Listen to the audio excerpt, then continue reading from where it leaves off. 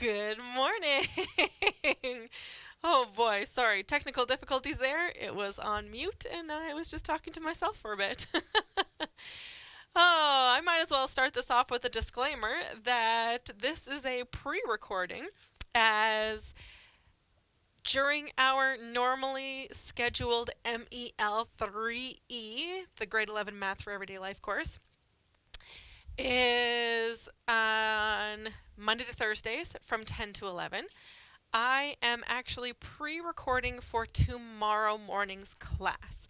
I will be traveling for Easter and won't be in the office.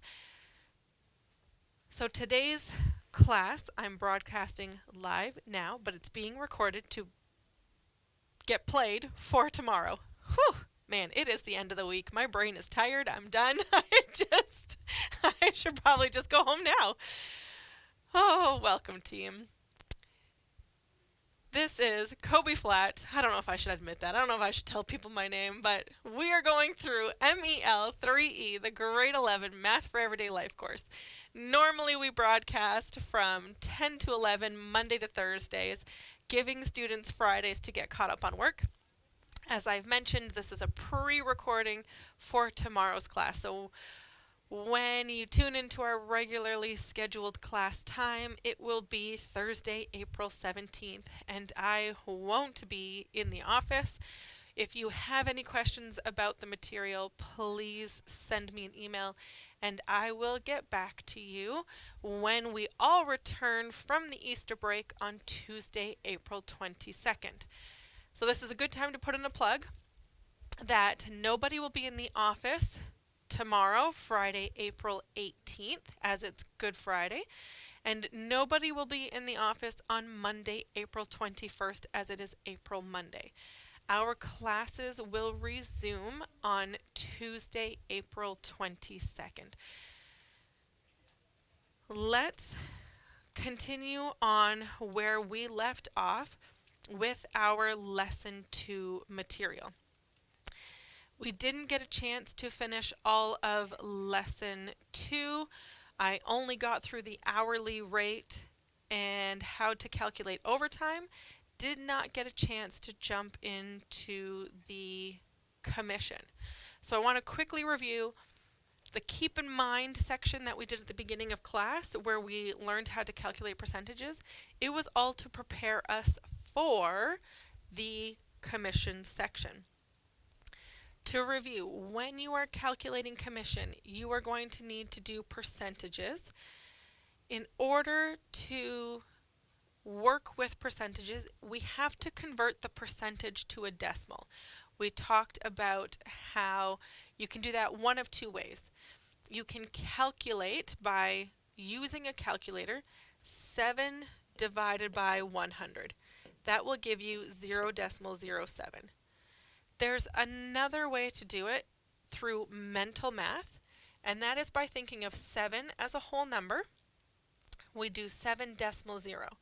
Because we're going to divide by 100, we look at the trick that 100 has 2 zeros in it, so we need to move our decimal place 2 spaces.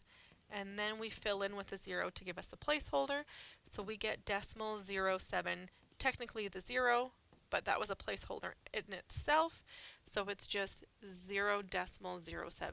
You can put the 0 in front, or you can just say 0.07. With that quick refresher in mind, let's go on to practice our question where we left off. We talked about calculating hourly rate. We found out that regardless of how much you work or how much you complete, what you've gotten done, you get paid by the hour if you are on hourly rate. We learned that the minimum wage for the general worker has been bumped up to $17.20. Minimum wage for the student is $16.20. We learned how to calculate regular pay, overtime pay by finding the overtime rate and the overtime hours. We found that overtime rate is often referred to as time and a half because you simply multiply by 1.5. We calculated the comparisons between individuals who work different hours. And then we started speaking about commission. I thought I could get it in, but silly me, I should know better. I talk way too much. I cannot get it all in. So we're going to pick up today's class, finishing off lesson 2, talking about commission. To review, commission is your earnings that are based on how much you sell. You can work either straight commission, where all of your earnings are 100% commission, or you can have a graduated system. Graduated commission is when you get part salary and part commission. Now, the rate of what your commission is varies by industry, can depend on your employer, can depend on your position or your experience. It could be 5% up to 50% if it's graduated. If it's straight commission, you would be earning 100%. We spoke of examples of professions and people who earn commission. We commonly think of telemarketers, car sales representatives, retail workers who work off of commission. And then we ran out of time. I'd like to take this time to practice calculating commission. You're going to need your calculator. You can use the free online resource, Desmos Scientific Calculator. You can use your smart device. You can grab a calculator. We can send you a calculator, whatever works for you. But our example that I have on the board is about Cody. Cody works at a music store. He earns a salary of $210 per week, plus he gets a 7% commission. That means he's on the graduated commission. In 1 week, he sold $4,200 worth of musical equipment. We want to find out how much did Cody earn. This is where that percentage tip that we started the class with comes in handy. We want to first convert. Step 1 is convert our percentage to a decimal. We can do that one of two ways. The first way is we know that percent means divided by 100. So we're going to have to divide 7 by 100. 7 divided by 100 we can do two ways. You can go to your calculator. If you look here on Desmos, we have this calculator button that has the symbol percentage on it. We are going to use that button. So I'm going to say 7%. And see how Desmos automatically puts in that 7% of? Because we're talking 7% of 100. So 7% of, but now we want to know the overall worth of what he sold. Because he sold the $4,200 worth of musical equipment, we're doing 7% of 4,200. So we can type in 4,200. Now, we can also go back and do our tip of, we know that 7 as a whole number is 7.0. We know that there are 2 zeros in 100, so we can move our decimal place 2 spots. That means that we are either going to do 7% of 4,200, or we can do 0.07 times 4,200. Desmos calculator shows us that 7% of 4,200 equals 294. If we do our decimal place, 0.07 times 4,200, we get the same answer, $294. So it doesn't matter which way you do it, it's your personal preference. You can convert to a decimal first, or you can use that percentage button on your calculator. We now know his commission. The commission is his 7% of 4,200, which got us $294. Now, because Cody is on graduated commission, he also has a salary. That means regardless of how much Cody sells, he is guaranteed to make $210 every week. So he makes $210 per week. This week he happened to sell a lot of musical equipment, and he gets $294 worth of commission from that. To calculate Cody's total earnings, we get to add his commission earnings with his salary earnings. We need to calculate salary plus commission. We do $210 plus $294. You can do mental math. You can type it into your calculator. Cody's total earnings are $504.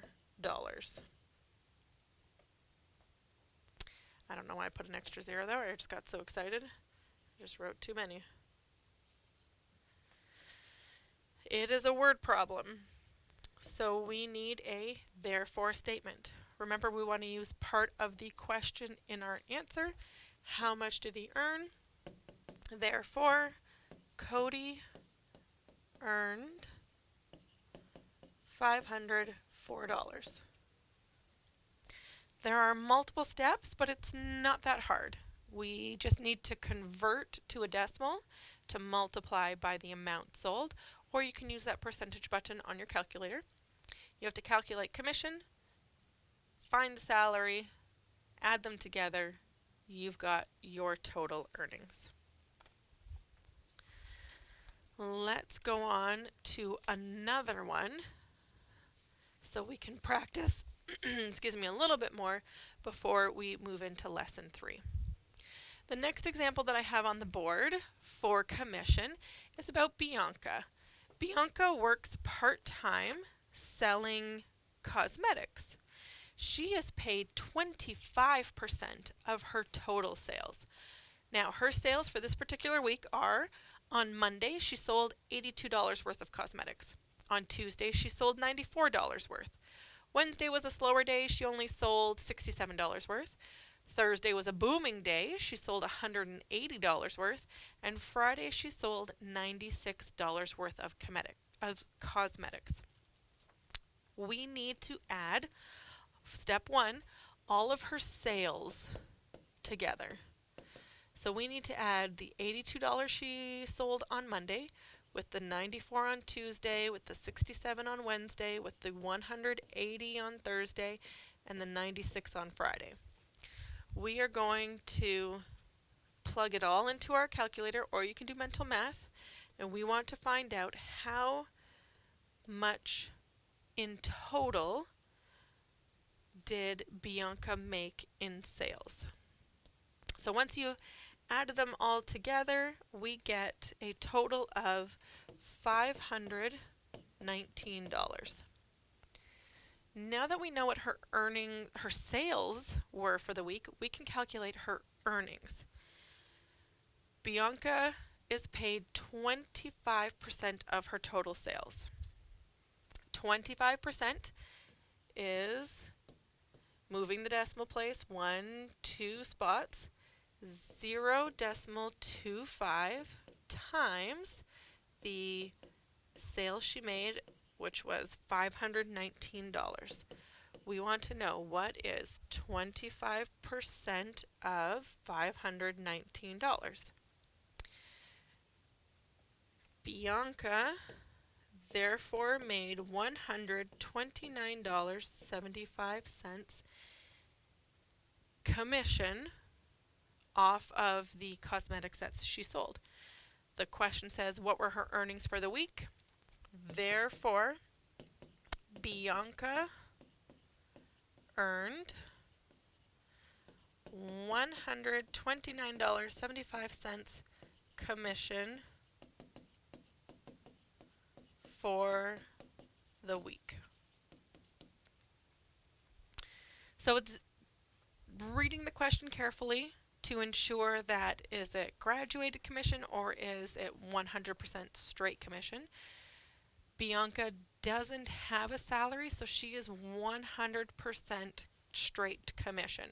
She only makes what she sells, and that's why her percentage is a little bit higher than our last example of Cody, who earned 7%.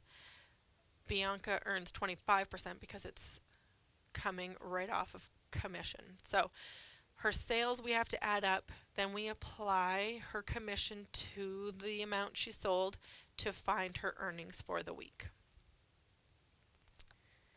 Now, let's take that question a step farther. We're still talking about Bianca, and we want to calculate her annual earnings, assuming she sells this amount each week consistently.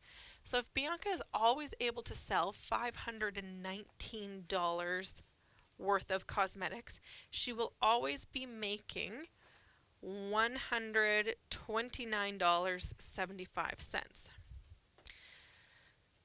Her total sales, $519.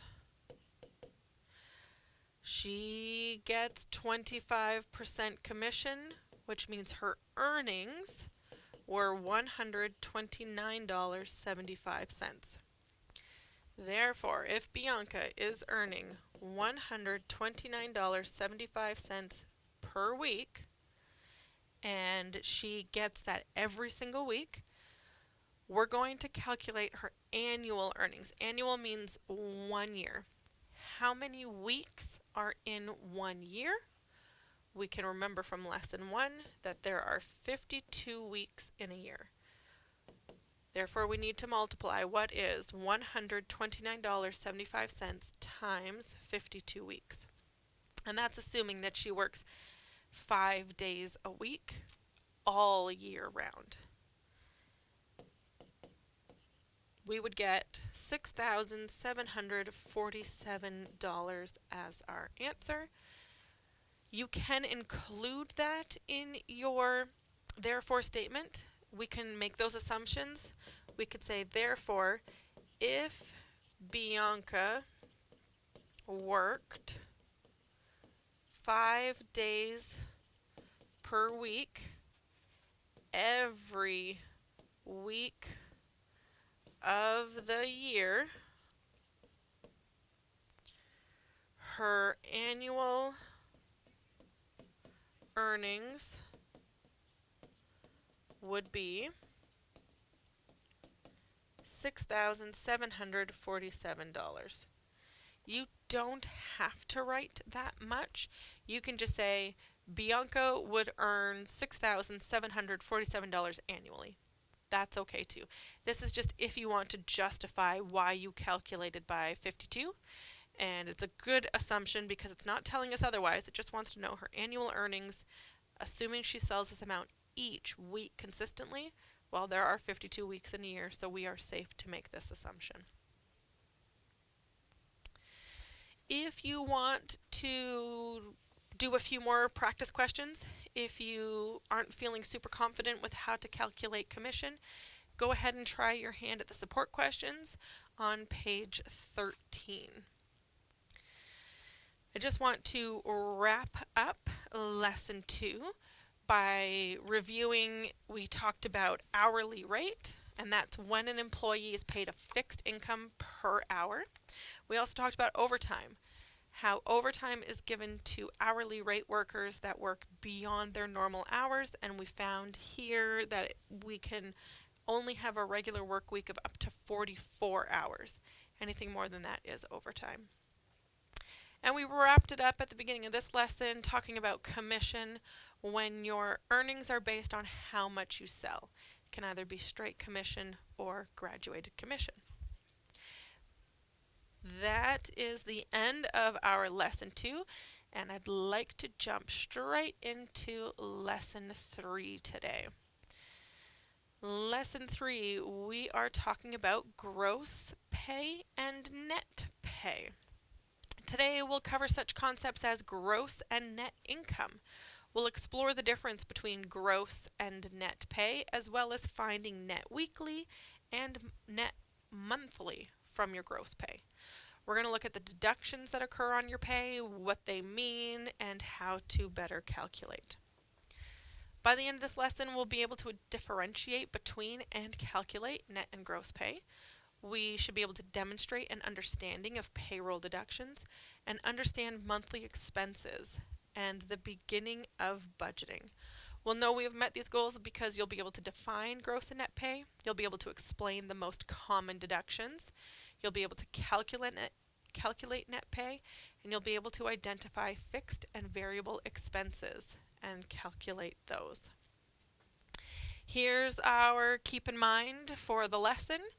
I wanted to touch on the fact that the penny was eliminated over 11 years ago. The penny was eliminated on February 7th of 2013. However, if you are dealing with electronic payments, if you're tapping your debit card, if you're paying with credit card, the cent still counts. If you're dealing with cash, we no longer work with the penny. We don't go to the nearest cent. We round up or round down to get us to the nearest nickel, so to speak. What that means is if you have a total bill of sale that comes to $1.01 or $1.02, we're going to round down to $1. If you have a total bill of sale that's $1.03 or $1.04, it's going to be rounded up to $1.05. That's our nickel. If you have a total bill of sale that is $1.06 or $1.07, it's going to round down because the 6 and the 7 are actually closer to the 5 than it is to the 10. So it gets rounded down to $1.05. If you've got $1.08 or $1.09, it's going to be rounded up to that nearest 10.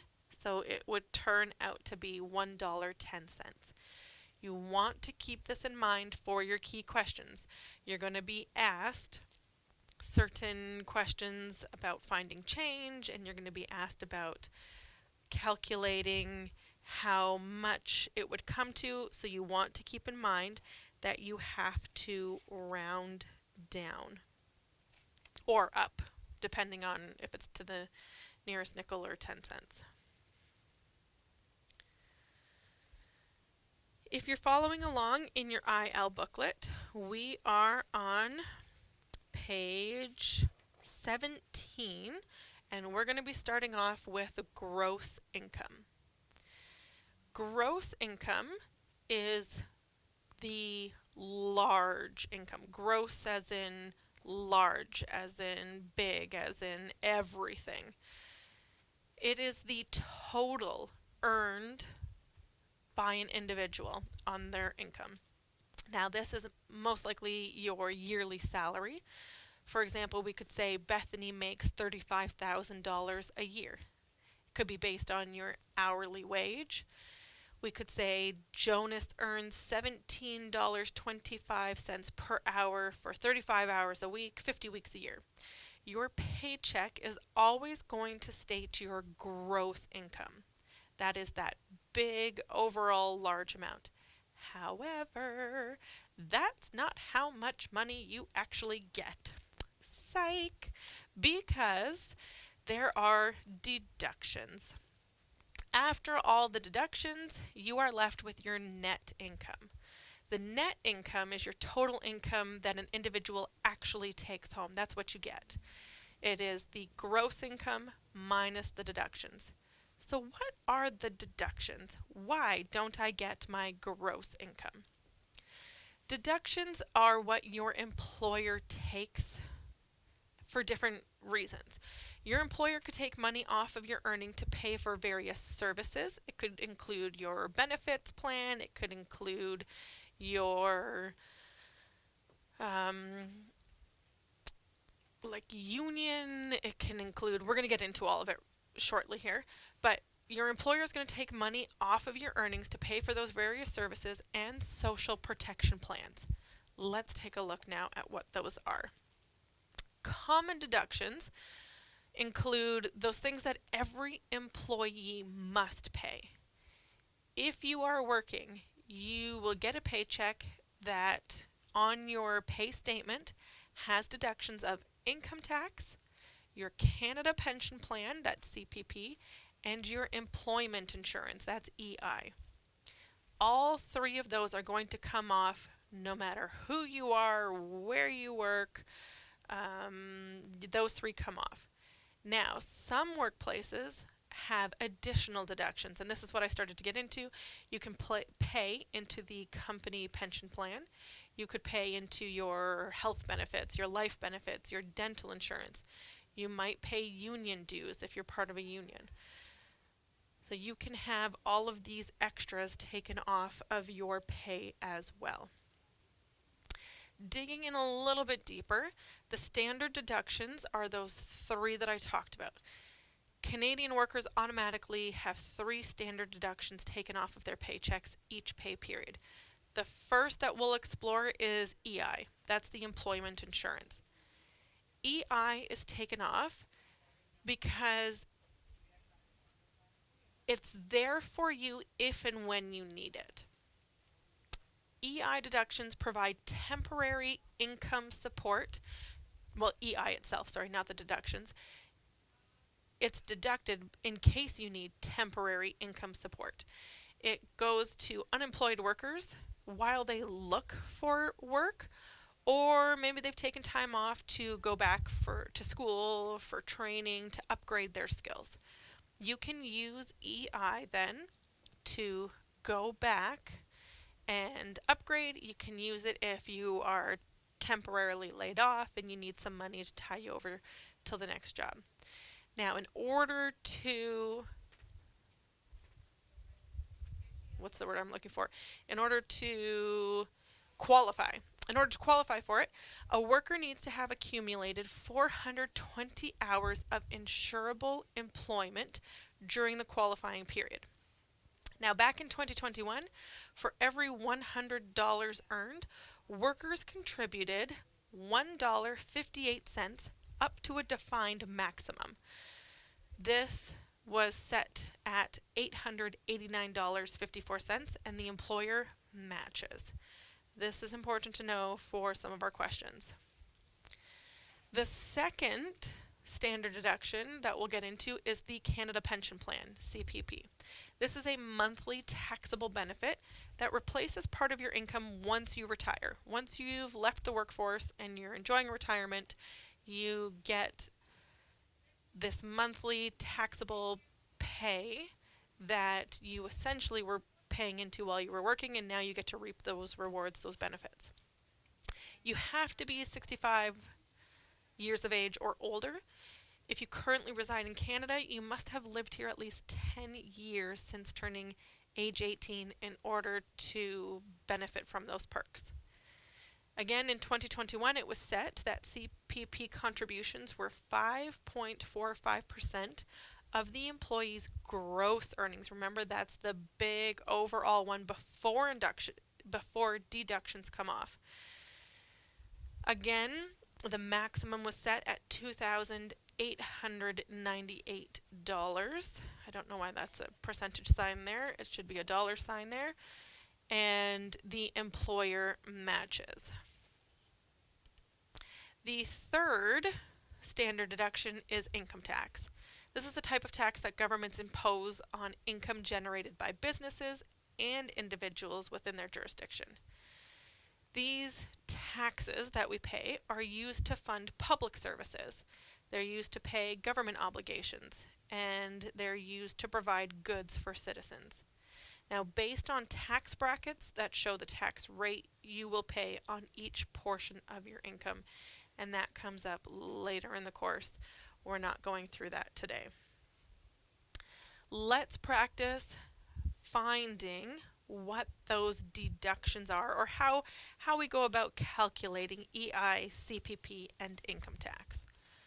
The example that I have on the board is Mary. And Mary earns $36,500 annually. On average, she's paid weekly. We want to calculate her annual net pay. If $36,500 is her gross pay, we want to know net pay.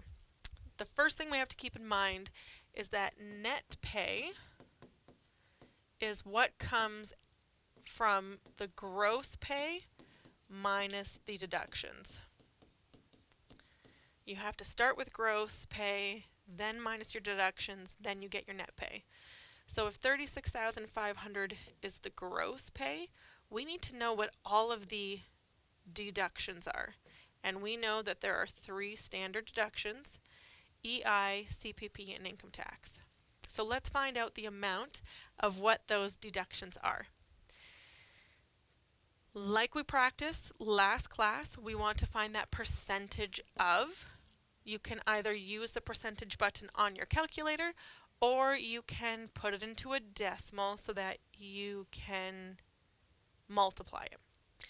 For the sake of time, we're going to use our calculator. It's not a cheat, it's a tool, so use it. It's at your disposal. Don't feel bad about it. Let's calculate EI first. We know that EI is 1.58%, and we're going to do it of Mary's gross income. So it's 1.58% of 36,500. Use your calculator. 1.58, use that percentage button, and it comes up as of 36,500. We can see that Mary is paying $576.70 to EI. So $576.70 is being deducted and going towards EI. Remember that there's a maximum.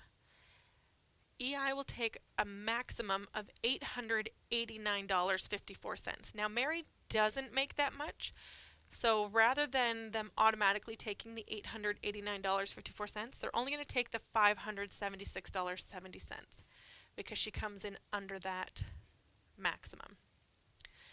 What about CPP?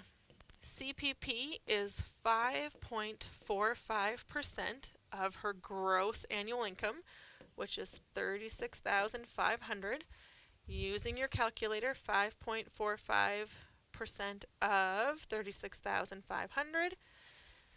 Mary is getting $1,989.25 deducted for CPP.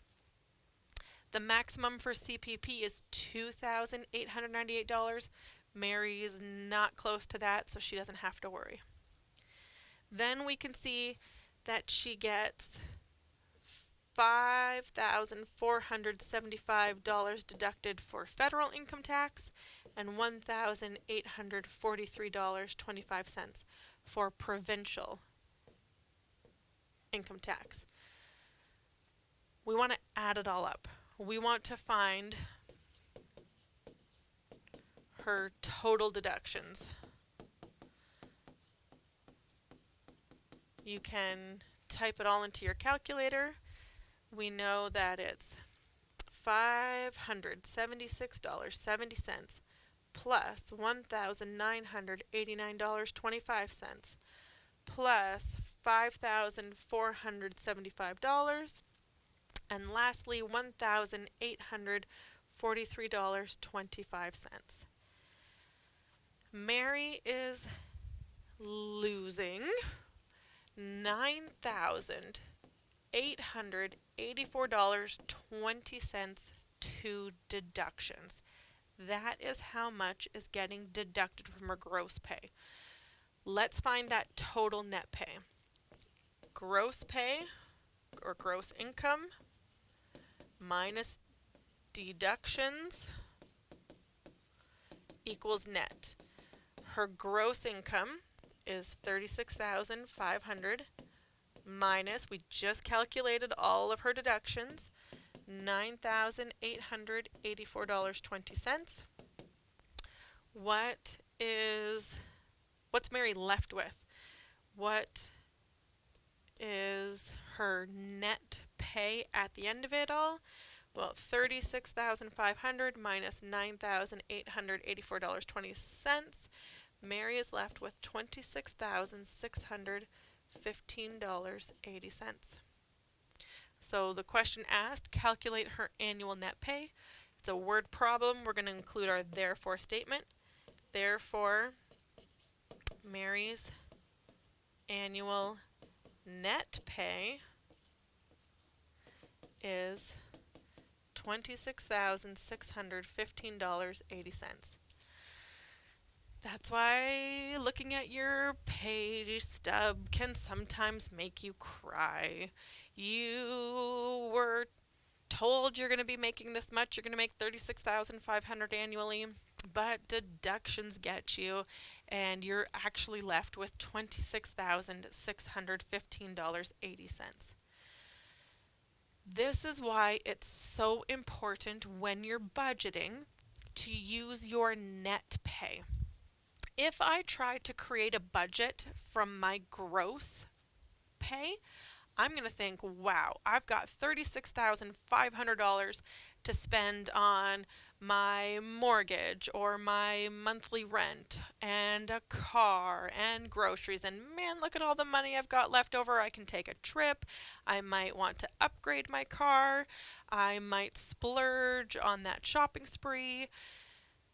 When it's all said and done, though, if I were to budget off of my gross, I would be in the hole, the $9,884.20, because that's what's being deducted and taken off, and I really only have $26,615.80 to work with.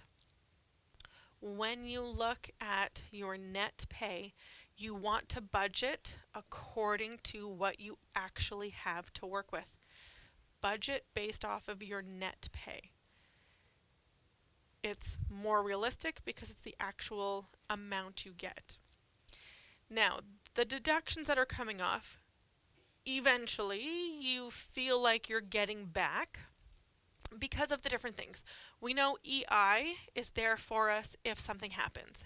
If we lose our job, if we go on maternity leave, EI is there to help for the times when we're not working. So yes, it's coming off of your pay right now. You're working hard, you're putting in your blood, sweat, and tears into those hours. But it's like an insurance policy. It's there for in case you need it. CPP is there for when you can't work anymore. When you're 65 or older and you want to retire, you get back all of the savings that accumulated while you were working. All of those deductions come back to you. And then the income tax, you can think of it as it coming back to you in different ways. Coming back to you in healthcare. Coming back to you if you've got kids, they're going to school. If they're in the public school, they're going for free, air quotes. Yeah, you're paying for it one way, but not directly. The roads that you're driving on, it goes towards infrastructure. Income tax is put in other things that we benefit from in a roundabout way. Make sure when you're budgeting, you are using your net pay for a more accurate, realistic amount that you have to work with. We're going to do one more example with the same learning how to calculate deductions. This time we've got Reggie, and Reggie earns $150,000 a year as a professional hockey player. we're going to calculate Reggie's annual net income. Same thing we did with Mary. We are going to find what is 1.58% of his gross earnings. For Reggie, it's $150,000. And of course, this is for EI. So let's find 1.58% of $150,000. Reggie would get $2,370 off for EI. But wait for it. There's a maximum. The maximum is $889.54. So Reggie's not actually paying $2,370. Reggie only has to pay $889.54 because there's that maximum set. If you're making $150,000 or $250,000, heck, if you're making $250,000 a year, adopt me. But it doesn't matter, you're just getting $889.54 taken off. What about CPP? For Reggie, CPP is the usual 5.45% of, for Reggie it is his $150,000.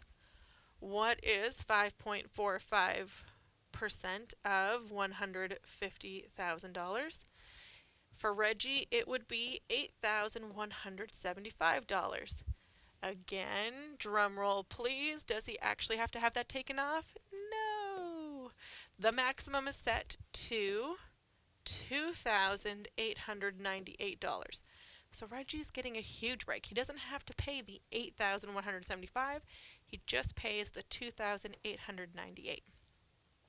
Now for Reggie in his tax bracket, if you remember Mary just had to pay the $5,475 in federal income tax, and she paid the $1,843.25 in the provincial. For Reggie, because he's in a higher tax bracket, his is $30,717.61, and provincial is $12,986.41. Like Mary's, to find the deductions, we're going to add them all up. What is $889.54 plus the $2,898 plus the $30,717.61 plus the provincial $12,986.41. Reggie's deductions, so his gross income is $150,000. His deductions we just calculated as $47,491.56. How do we find net? We subtract deductions from gross. Reggie's gross is $150,000 minus $47,491.56. What does Reggie net at the end of the year? His net is $102,508.44. Word problem, include your therefore statement. Therefore, Reggie earns $102,508.44 annually, we can say annually, as net income. So that's why it's important to pay attention to the maximums, because Reggie's is different than Mary's. We didn't have to do the full EI percentage, we just did the maximum. Before we run out of time, I want to review the expenses. When we're budgeting, we want to think of how much we've got to work with. So we're using our Net income. Yeah. We're using net income. Expenses you want to take into consideration what's coming off. Now, expenses is the money that you spend. This includes anything that you buy. There are planned expenses, but there are also unplanned expenses. If anyone is a homeowner or a car owner, you'll know that unplanned expenses pop up all the time. We also have expenses that are fixed and expenses that are variable. Fixed expenses are the ones that are unchanging. You can always count on it to be the same all the time during that fixed period. So whether it's weekly or monthly or yearly, they're the ones that don't change and you can expect them. An example of a fixed expense would be your rent or your mortgage. It could be your water and utility bill, depending on. For us here, it usually is not fixed because our weather is changing. We usually pay a lot more in hydro in January than you would in August, and that's with a lot of people. Car payments usually are fixed, not only your car payments, but your car insurance. You know it's going to come out every month and it's going to be the same every time. Your internet is usually fixed. Now, for some people, it is changing based on how much you use. Did you go over your bandwidth? Same with your cell phone. Your cell phone can be fixed, but a lot of people do a pay as you go, or it changes based on the data that you consumed that month. So some of these you'll have to take with what applies to you. The variable expenses are those that are changing. Food is one. You don't always eat the same foods every day from the same store, and if you do, maybe it's not even you that's changing it, but it can be the grocery store prices. It could be, something happened, there was mad cow disease, and now the price of beef has skyrocketed. The food, your groceries, that's a variable, it's changing. Same with gas. Gas is a variable expense. You don't always drive the same amount. Some weeks you might be driving more, some months you might be going on a trip and you need to go into Winnipeg, and that costs you a lot more on gas. Clothing is variable. You're not paying the same amount of clothing for every week. Entertainment would change, and again, coming back to that heat, depending on the month, that is a variable expense. We also have essential and non-essential expenses. Essential expenses are those that you need for living. Essential expenses have been defined as housing, food, and transportation. Now, a part of me thinks that where we live, our geographical location, transportation isn't essential. We could technically get from one end of Sioux Lookout to the other by walking. Yeah, it's not great in our winter weather. It's not great if you've got to make it to work and you have to leave an hour. It's not convenient. But the definition is that transportation, food, and housing are essential expenses. The non-essential expenses are the ones that you don't really have to have. You can live without. You can live without brand new clothes. You can live without a computer. You can live without a cell phone. I know it's hard for a lot of us and it might not seem, but you can. You can live without entertainment. You can live without a gym membership. These are just some examples of non-essential expenses. Because we've got some time left, I would like to go through a list of expenses and practice this question 3, where we're going to look at Kelly's expenses for the month of April. The example says Kelly spent the following in the month of April: rent, groceries, restaurant, car payments, car insurance, gas, cell phone, new running shoes, entertainment, and a birthday present for her mom. Part A of this question asks us to calculate her fixed expenses, her variable expenses, and the total money she spent all month. If it had just asked us to calculate her expenses, we could simply add them all up and get our total. But the question says calculate her fixed, calculate her variable, and then the total.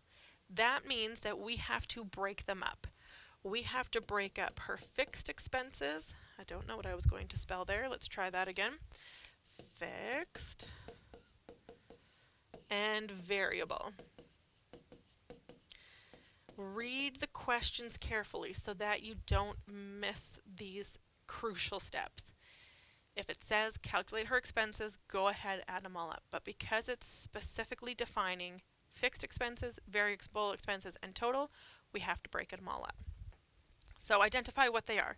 Going through the list. Rent, well, that is fixed. It doesn't change. It's always the same every month. Groceries, that's variable. It changes. Some weeks you're going to have this, some weeks you're going to have that. Restaurant, most likely variable, unless you have a standing meeting appointment where you have to go out every Tuesday night and you're always going to get the chicken parmesan, then maybe that would be your fixed, but otherwise it's variable. Car payments are fixed, car insurance is fixed, gas is variable. Remember, sometimes you drive more, sometimes you drive less. For some people, the cell phone is fixed. For others, it's variable. So if you're going to put it in one category or the other, just make sure you're providing reasoning for. New running shoes, you don't need that all the time, so that would be variable. Entertainment changes month to month.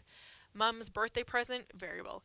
If mom's saying that she has a birthday every month, man, don't let her get away with it. It's variable. It should just come one time a year. So now we're going to add the fixed. So anything that's fixed. The rent, $625, the car payments, $210, the car insurance, $115, the cell phone, $50. We're going to add that up. The variable would be the groceries for $190, the restaurant for $34, the gas at $145, the running shoes for $80, entertainment for $70, and mom's birthday present for $53. If we add them all up, we get a total of $1,000 for fixed and $572 for variable. Our total then is $1,000 plus $572, giving us $1,572. Therefore, statement. That is all the time that we have for today. Remember, there is no class tomorrow. Tomorrow is Good Friday. There will be no class on Monday. It's Easter Monday. Please have a wonderful Easter holiday weekend. We will see you back for class on Tuesday morning. All the best.